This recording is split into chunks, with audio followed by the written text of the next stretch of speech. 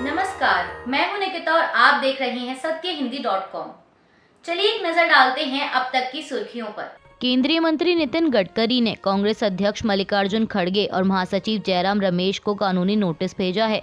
Media reports के मुताबिक गडकरी का आरोप है कि दोनों कांग्रेस नेताओं ने उनके बारे में एक्स पर भ्रामक और अपमानजनक समाचार सामग्री साझा की है। गडकरी के वकील बालेंदु शेखर का कहना है कि उनके मुवक्किल कांग्रेस के आधिकारिक हैंडल से साझा की गई पोस्ट के बारे में जानकर हैरान रह गए।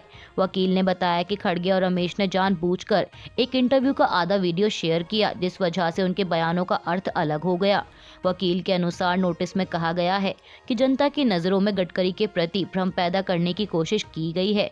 यह भयावह है। कांग्रेस नेताओं का यह कृत्य भाजपा की एकजुटता में दरार पैदा करने का प्रयास है। तोड़ मरोड़ कर पेश किया गया वीडियो अर्थ से परे है। नोटिस में दोनों नेताओं से संबंधित पोस्ट को तुरंत हटाने के लिए कहा गया है। वकील ने आगे कहा कि नोटिस मिलने के 24 घंटे के अंदर वीडियो डिलीट करने के साथ साथ मेरे मुवक्किल से 3 दिन के भीतर कांग्रेस नेताओं को लिखित में माफी मांगनी होगी। अगर नोटिस को नकारने की कोशिश की गई तो गडकरी उचित कानूनी कार्रवाई करेंगे और इसके जिम्मेदार खुद कांग्रेस नेता ही होंगे। बेंगलुरु के रामेश्वरम कैफे में हुए धमाके को लेकर बीजेपी लगातार राज्य सरकार पर हमलावर है। कर्नाटक पुलिस का बम निरोधक दस्ता और फोरेंसिक टीम मामले की जांच में जुटी है, लेकिन बीजेपी द्वारा एनआईए जांच की मांग की जा रही है और साथ ही मुख्यमंत्री सिद्धरमैया के इस्तीफे की मांग भी उठाई गई है। कर्नाटक बीजेपी अध्यक्ष पीवाई विजेंद्र ने सिद्धरमैया सरकार पर निशाना साधते हुए कहा कि इस घटना में पुलिस और खुफिया तंत्र पूरी तरह विफल रहे। बता दें कि बेंगलुरु के रामेश्वरम कैफे में कल शुक्रवार दोपहर को धमाका हुआ।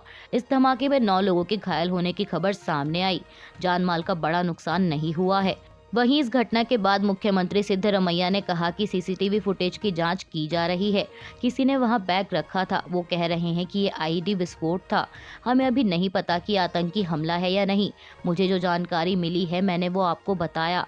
पुलिस वहां मौजूद है और जांच जारी है। इसके साथ ही मुख्यमंत्री ने ये भी कहा कि घटना का राजनीतिकरण न करके सभी को सहयोग करना चाहिए। बेंगलुरु के रामेश्वरम कैफे में हुए विस्फोट को अंजाम देने वाले शख्स की पहचान हो गई है। इसे लेकर उप मुख्यमंत्री डीके शिव कुमार ने बताया कि सीसीटीवी से आरोपी की पहचान की गई। आरोपी की उम्र 28 से 30 साल के बीच में है। इसी ने कैफे के अंदर डिवाइस से भरा एक बैग रखा था। बैग रखने के कुछ देर बाद विस्फोट हुआ और करीब 10 लोग घायल हो गए। सूत्रों के अनुसार इस मामले में बेंगलुरु पुलिस ने एक व्यक्ति को हिरासत में भी लिया है। वह बेंगलुरु का रहने वाला है। उससे सेंट्रल क्राइम ब्यूरो की एक विशेष टीम पूछताछ कर रही है। भारतीय क्रिकेट का जाना माना चेहरा रहे युवराज सिंह के लोकसभा चुनाव लड़ने की अटकलों के बीच उनका बयान सामने आया है। दरअसल इस बात की अटकलें लगाई जा रही थीं कि युवराज गुरदासपुर से लोकसभा चुनाव लड़ सकते हैं, लेकिन उन्होंने इन सभी अटकलों का खंडन करते हुए एक्स पर लिखा कि मीडिया में मेरे चुनाव लड़ने की खबरें आ रही हैं, लेकिन मैं गुरदासपुर से चुनाव नहीं लड़ रहा हूं। अलग अलग स्तर पर लोगों का समर्थन और उनकी मदद करना ही मुझे पसंद है।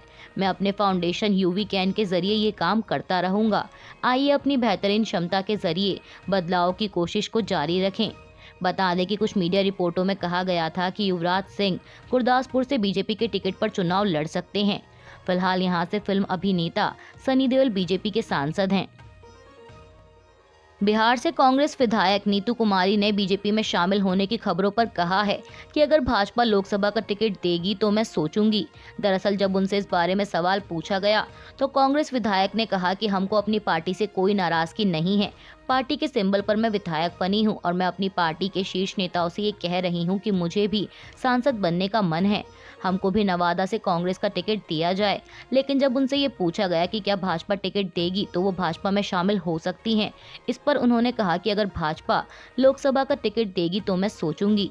बता दें कि इससे 3 दिन पहले ही कांग्रेस के 2 विधायक मुरारी गौतम और सिद्धार्थ सौरभ बीजेपी में शामिल हुए हैं और कल शुक्रवार को ही एक आरजेडी विधायक ने भी बीजेपी का दामन थामा है।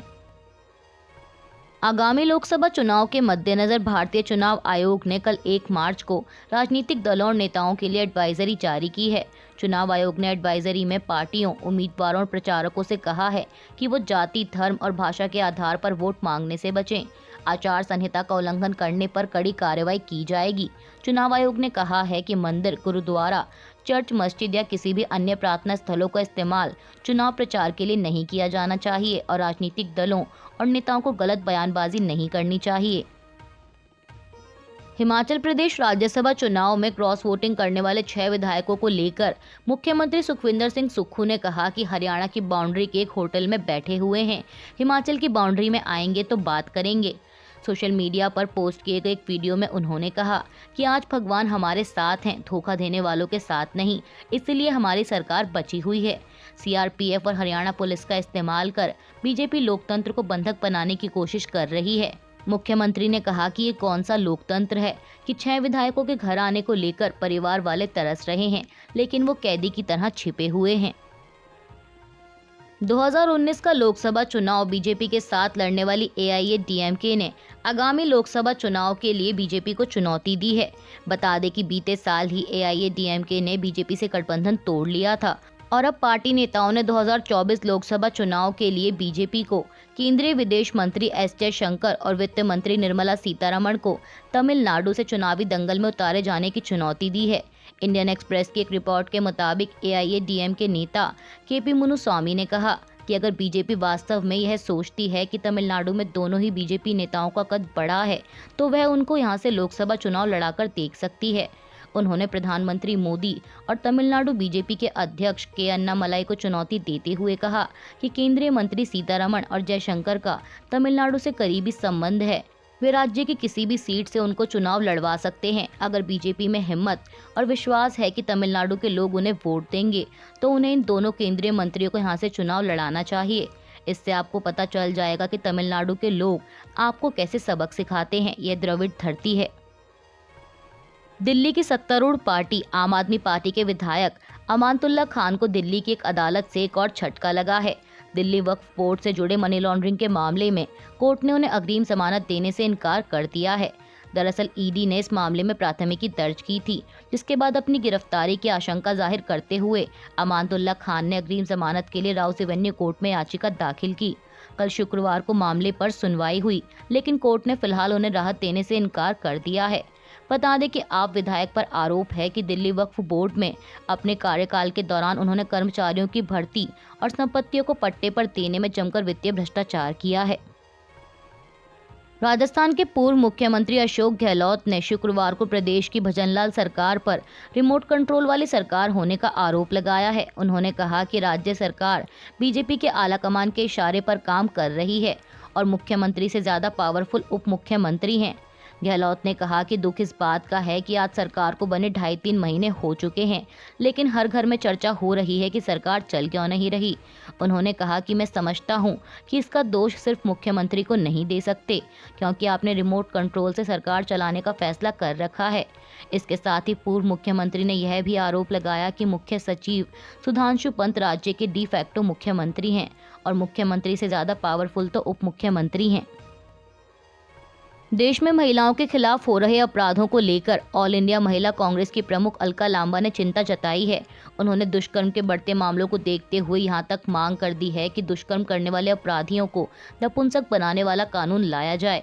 इसके साथ ही उन्होंने केंद्र की मोदी सरकार को घेरते हुए बीजेपी नेता बृजभूषण सिंह का भी मुद्दा उठाया। अलका लांबा ने आरोप लगाया कि महिलाओं, खासतौर पर लड़कियों के खिलाफ अपराध बढ़ गए हैं। ये अपराध बेकाबू हो चुके हैं क्योंकि सत्तारूढ़ बीजेपी से जुड़े नेता, मंत्री और सांसद इनमें शामिल हैं और बीजेपी की डबल इंजन सरकारें उन्हें बचाने का काम कर रही हैं।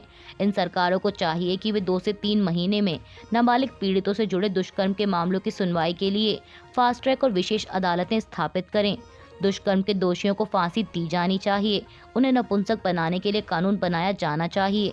जब तक अपराधियों में डर पैदा नहीं होगा तब तक अपराध ऐसे ही होते रहेंगे। अलका लांबा इतने पर ही नहीं रुकी। उन्होंने आगे बृजभूषण सिंह का मुद्दा उठाते हुए दावा किया कि सिंह पर कई महिला पहलवानों ने यौन उत्पीड़न का आरोप लगाया है, लेकिन वे खुलेआम घूम रहे हैं जबकि पीड़ित न्याय मांग रहे हैं। अलका लांबा ने आरोप लगाते हुए कहा कि संदेश खाली के आरोपी शेख शाहजहां को गिरफ्तार कर लिया गया, लेकिन बृजभूषण के साथ अति विशिष्ट व्यक्ति की तरह व्यवहार किया जा रहा है। उन्होंने कहा कि कांग्रेस दुष्कर्म पीड़ितों को न्याय दिलाने के लिए काम करती रहेगी और जबकि बीजेपी महिलाओं के लिए घड़ियाली आंसू बहाती है। भारत ने उत्तरी गजा में लोगों की मौत पर दुख व्यक्त किया है। विदेश मंत्रालय ने बयान जारी कर कहा कि कल उत्तरी गजा में मानवीय सहायता वितरण के दौरान लोगों की मौत से हम बेहद दुखी हैं। नागरिकों की मौत और वहां के मानवीय हालात गंभीर चिंता का विषय हैं। आगे कहा गया कि हम सुरक्षित और समय पर मानवीय सहायता पहुंचाने के आह्वान को दोहराते हैं। बता दें कि गुरुवार को उत्तरी गजा में राहत सामग्री का इंतजार कर रहे कम से कम 112 फिलिस्तीनियों की मौत की खबर आई थी। इसमें करीब 760 लोग घायल हुए और गजा के स्वास्थ्य मंत्रालय ने इसके लिए इजरायली सेना को जिम्मेदार ठहराया था। इजरायल और हमास में जारी युद्ध के बीच अमेरिकी राष्ट्रपति जो बाइडेन ने गजा में मानवीय सहायता पहुंचाने के लिए एयर ड्रॉप सुविधा शुरू करने की घोषणा की है। मीडिया रिपोर्ट्स के अनुसार इस पहल से गजा में भोजन, दवा और पानी जैसी आवश्यक आपूर्ति के प्रवेश को सुनिश्चित करना है और साथ ही बंधकों की रिहाई को सुविधाजनक बनाना है। बाइडेन ने इस फैसले का ऐलान करते हुए कहा कि फिलहाल जो राहत सामग्री गजा में आ रही है वो पर्याप्त नहीं है। उन्होंने कहा कि अमेरिका से आने वाली चीज़ें रेडी टू ईट होंगी। इसके साथ ही अमेरिका ने इजराइल के प्रधानमंत्री बेंजामिन नेतन्याहू से आह्वान किया कि उत्तर के अतिरिक्त क्रॉसिंग को खोला जाए जिससे गजा में अतिरिक्त सहायता पहुंचाई जा सके। खबरों के मुताबिक एयर ड्रॉप सुविधा शुरू करने की घोषणा व्हाइट हाउस के ओवल ऑफिस में इटली की प्रधानमंत्री जॉर्जिया मेलोनी के साथ बैठक के दौरान की गई। अभी के लिए बस इतना ही। बाकी की खबरों के लिए बने रहिए सत्यहिंदी.com के साथ।